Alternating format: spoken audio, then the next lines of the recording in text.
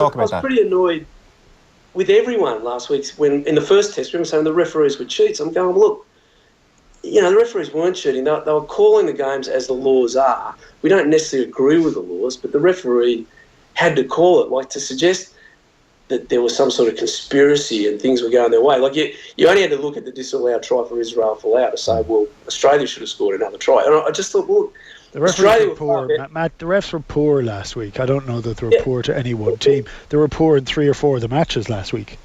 Absolutely. Benjamin Ford getting red carded over in New Zealand. It was just pathetic. Yeah, let's ditch the referees for a second. Can I put, and I'm letting you in here, but let me put it to you that the general feeling is the team are doing incredibly well under Joe Schmidt and always have done. And 2, it is just so bloody apparent to all of us that Joe Schmidt knows more about rugby than most people, and he's telling us, look, this is the way it has to be. I've looked at it. I've sized up the options that I have at my disposal. I've looked at the game and the trends in the game and where it is, and this is the best way, and trust me.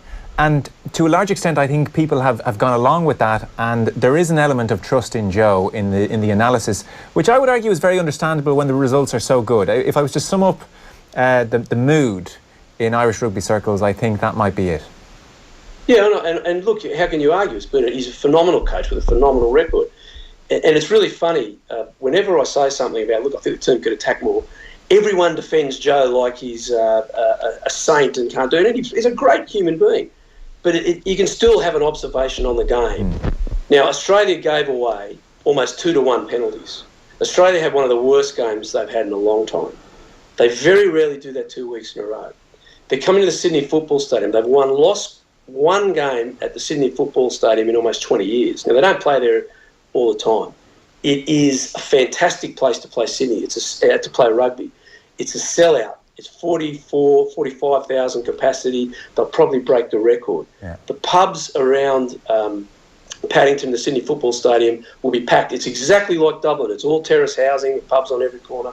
It will be a fantastic atmosphere. And if Ireland don't come out and play attacking rugby, they'll lose. Okay. Now, they're capable of playing it. If they go to Eden Park one day and they don't play attacking rugby, they'll lose. When they come up against New Zealand, whether it be in the final or a semi-final at the World Cup in Japan next year, if they don't play attacking rugby, they'll lose. That's my only point. Okay. The team's going great, but it's not going to win you a World Cup. Okay. And this team is capable of winning one.